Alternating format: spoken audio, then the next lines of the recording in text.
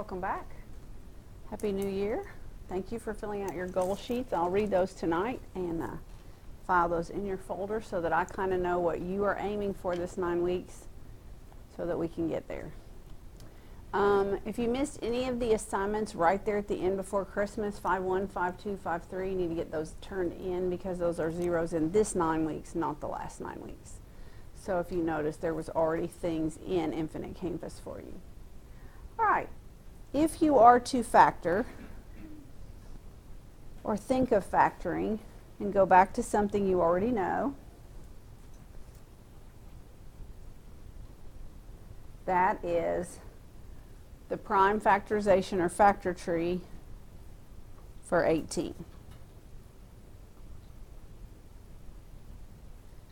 So when we talk about a prime factorization for a polynomial, you're going to take it down as low as it will go into its prime factors as well.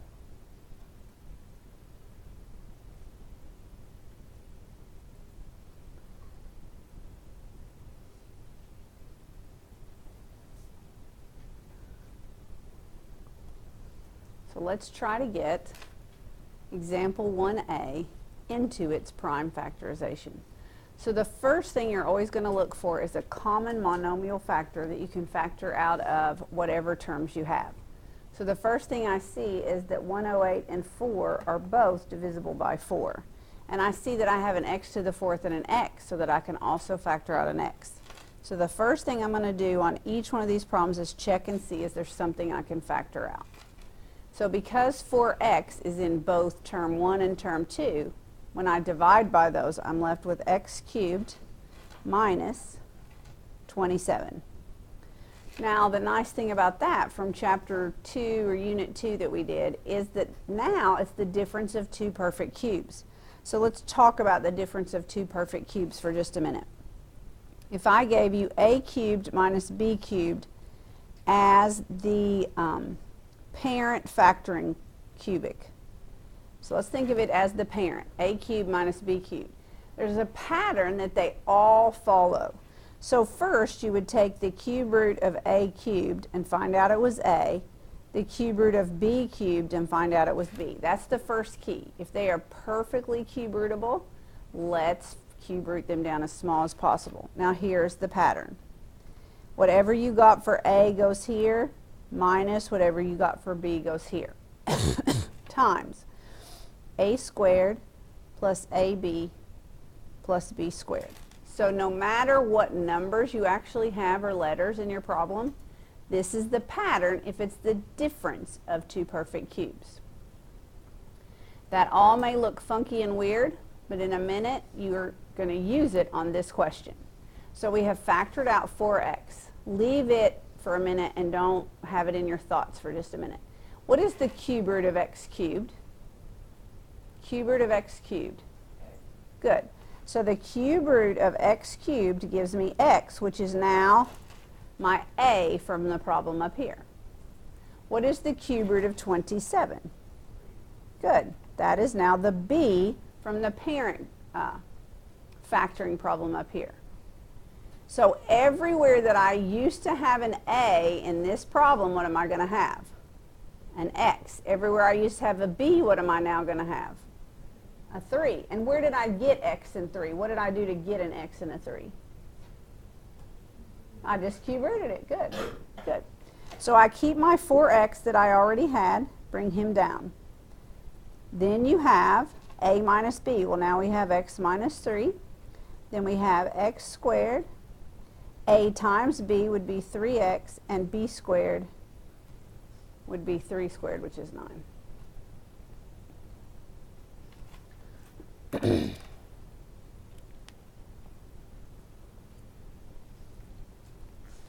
So that is the difference of two perfect cubes after you took out the common monomial 4x.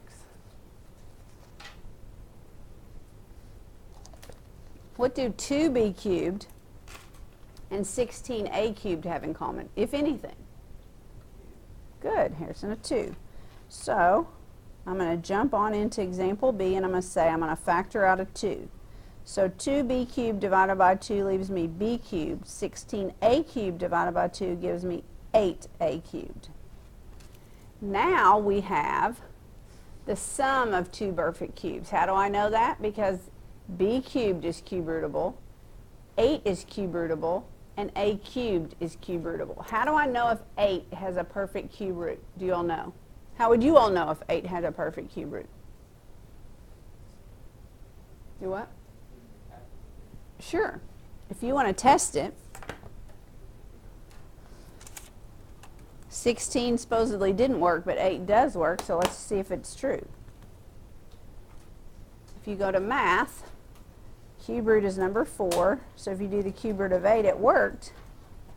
But if you go to math 4 and do the original 16 that was in the problem, it isn't perfectly cube rootable because it gives you a decimal. What if I asked you to test 100? Well, it's not going to come out nice, but what if I ask you to test 27?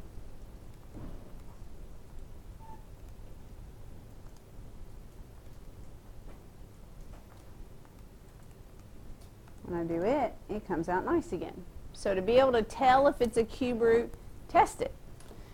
If you can do them in your head, it's a number that multiplied by itself 3 times gives you that number. So 3 times 3 is 9, times 3 is 27 is where that came from. I feel like it's blowing cold air now. Do you all? Okay. Turn it up and see if it'll fix itself. Now, how does the sum of a perfect cube root different from the difference of a perfect cube root? So I'm going to give you another parent function, but this time it'll be for the sum of two perfect cube roots. Why would you get the same a and b here? What's the cube root of a cubed? No, right here, bud. Cube root of a cubed. A. Cube root of b cubed. B. So that part doesn't change. But what does change is how the factoring looks from the sum of two perfect cubes versus the difference. You have the same a and b, but you have a plus b times a squared minus ab plus b squared. Now, if you look at the two of those and compare it, they're not too hard to memorize. What is the key difference between a cubed plus b cubed being factored and a cubed minus b cubed being factored? What's the key difference there? Letters are the same. What do you see that's different? Go ahead, Ashby.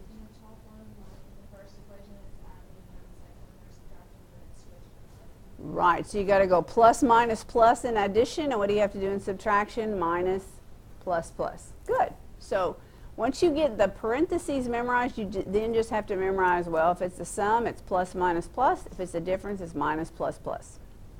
Now let's try to apply that down here. Harrison was ahead of me. What is the cube root of b cubed? Good. And then I want the cube root of 8a cubed. 2a. And so a minute ago when I asked him what was the cube root, he was already answering for this new problem. So the cube root of b cubed is b. The cube root of 8a cubed is 2a. So now b cubed, cube root, becomes the new a, and the cube root of 8a cubed becomes the new b. Is it a sum or difference problem, Keandre? Sum or difference here? Good. So 2 comes down. Then we need parentheses for a sum problem. So that's plus, minus, minus. And you can go ahead and put those in every single time once you figure out it's the sum or difference of cubes. My b is first, so it would go first there. My 2a is second, so it would go there.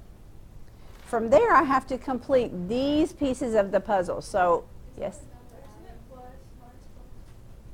Plus, minus, plus. Oh, yes. I don't know who said that first, but yes.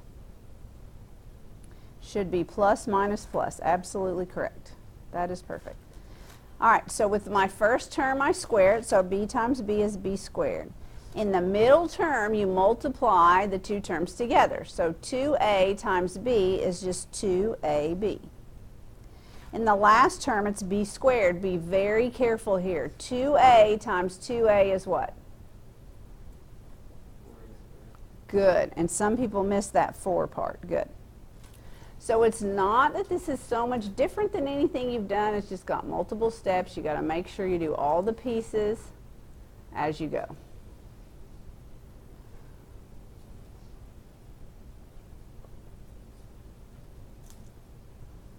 At the top,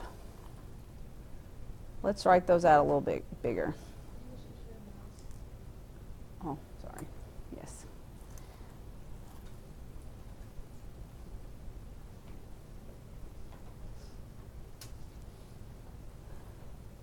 And I'm just writing these over again at the top, just a little bit bigger, so that you know the pattern. First thing to do is take the cube root of them and make sure it works. If they are both cube rootable and they are a binomial, then you can use the factoring by perfect cubes of sums or differences.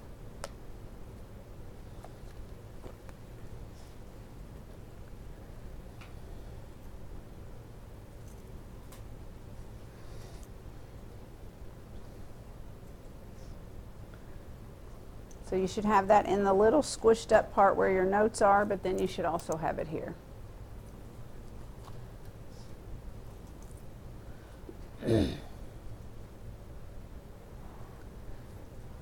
How is this second example different from the first one? What do you call this guy? He's not a binomial. What is he?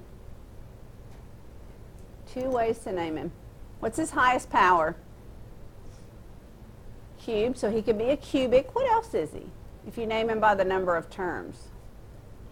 What is it? He's not got a special name. He's not a trinomial or a binomial. He is a 4-term polynomial. So the 2 ways you could be asked to name him is cubic, because that's by the power, or 4-term polynomial is by the number of terms. So cubic is his name by the highest power, 4-term polynomial by the number of terms. Now when there are 4 of them, you still check to see first if you can factor something out. So really quickly, let's check. Can you factor any common term out of x cubed plus 2x squared minus x minus 2? Do any of those have a common term I can factor out of all of them? No. So the next thing from factoring that we did earlier in the year is you do factoring by grouping if there is an even number of terms. So because there's 4, we're going to take 2 sets of 2. So the first 2, underline them. What do those 2 have in common that I can factor out? Bigger than x. Good, x squared. Good. So I have x squared. So to get my next thing I'm writing down, I say x cubed divided by x squared leaves x. 2x squared divided by x squared is 2. This is a plus plus. Remember, I'm going to try to get a match from my second 2. So they're minus minus. So what do I know for sure has to be factored out to turn minus minus into plus plus? A negative. Good. They don't have anything else in common, so I'm just going to factor out the negative 1. Negative x divided by negative 1 is x. Negative 2 divided by negative 1 is 2. Do I have a match? I do. So factor out your x plus 2 and put your leftovers in their own parenthesis. Is that the difference or sum of cubes? That x squared minus 1? Can't be, right? Because x isn't cubed. Is it the difference of squares? Square rootable numbers. It is. So x plus 2 is prime, but x squared minus 1 is not prime. So what is the shortcut for the difference of perfect squares? You do square root of x squared is x. Square root of positive 1 is 1. You have to split the signs. Now it is prime factorization. That one took a little bit of work, but it wasn't terrible. Just this is highly missed. This is a common error. that kids will stop thinking they're done at x squared minus 1, when indeed x squared minus 1 will factor one more time. Bless you. All right, A is a trinomial. Is there anything that will factor out of all the factors in A? Good. The 3 will go into 3, 18, and 24. X squared will go into all of the variables. So good. 3x squared. And then I'm going to do the division. 3x to the 8th divided by 3x squared is x to the 6th. Remember, you're subtracting the exponents. 18 divided by 3 is 6. X to the 5th divided by x squared is x to the 3rd. And 24x squared divided by 3x squared is that 6? 8. Making up math here. Is there any two factors that will multiply to be 8 and add to be 6? Any two factors that will multiply to be 8 and add to be 6? 2 and 4. So everybody don't write for a second.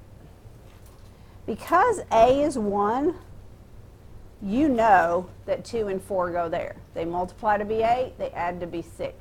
How are you going to get x cubed and on a consistent basis know what to make the variables? Do you know?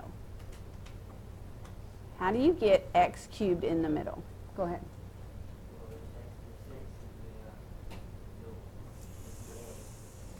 Good. So x cubed here and x cubed here, even though you're multiplying, what do you do with the exponents, Harrison?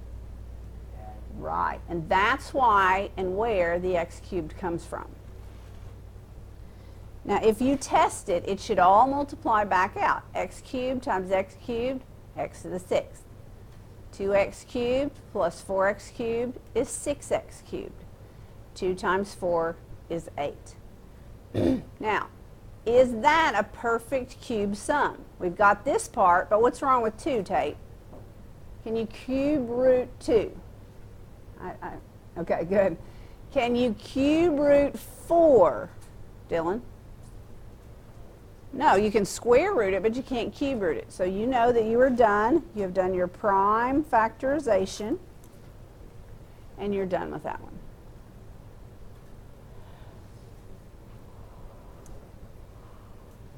Back to a binomial from a trinomial. Is there anything we can factor out of 81 and 256 that they have in common? If we look right here in the answer, we know there is not. The next thing to try on a difference is, can you square root it? Can you square root 81? Can you square root 256? Yes. So this is the shortcut. Square root of 81, 9 and 9. Square root of 256, 16 and 16. We know we split the signs. However, how do I get the correct g to go with the 9 here? Because the 9 times 9 is 81, but how am I going to get back to g to the 4th? What would you do? Good. Good, Keandre. G squared. Are we done? Is this prime factored? Down to prime factorization. If you don't know, here is one quick way to check it. If you go to your graphing calculator and you put in 9x squared plus 16, and you hit zoom 6, you're going to see nothing because 16 is too high. So if you hit zoom out, enter, you get a quadratic. Is it ever going to reach the x-axis? No. Why? Because it dips, it turns, and comes back up. That one is imaginary solutions because it never hits the x-axis. Now let's check the other one.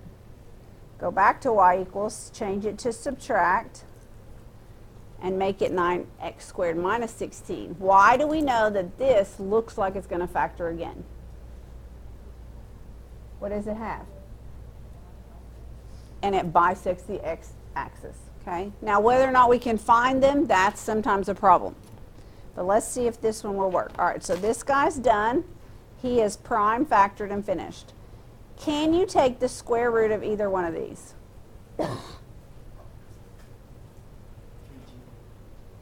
Okay, 3g, I agree with that. Okay, minus 4 plus 4, Wesley says. Are we finished with it? Yeah. Now, go ahead. No, why not? When I graphed it, how did it look on the graph? Did this guy ever come down and hit the x-axis, Wes? So if he didn't, then that's an imaginary solution, and we're not going to factor imaginaries yet, okay? Prime factorized in the real numbers. What's different about this one than the last one? Well, besides that it's a binomial, trinomial. Right, it doesn't equal y or 0. Oh, excuse me. So the first thing done was move the 12 over and get it equal to 0. Now, is there any way to multiply two numbers and get multiplication 12 and addition of two negatives to be negative 7? Good. Now, my problem or worry is not that you guys can get that far, because you guys were really good at this when we did it. My worry is, can you get this first number correct? What do you reduce x to the fourth to so that when it multiplies the same two numbers together, you get back to x to the fourth? X squared is correct. Now, 3 is not perfectly square rootable, but is 4 square rootable. So you can't stop there. This guy's good, but this guy right here has to go down one more time. So we had x minus 2, x plus 2. How did they go from here to here? What step did they leave out? They just didn't write down.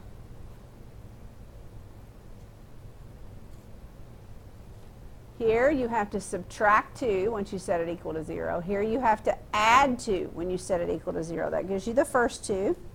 Look at those. Make sure you know what I did, setting each one of those equal to 0. When you set x squared minus 3 equal to 0, and you add 3 to both sides, then you get this ugly, take the square root of both sides, and you get the way I always wrote it back in the other chapter we did was like this. How did they write it?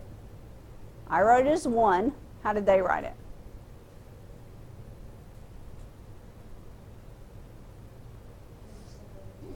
Separated them into 2. Good.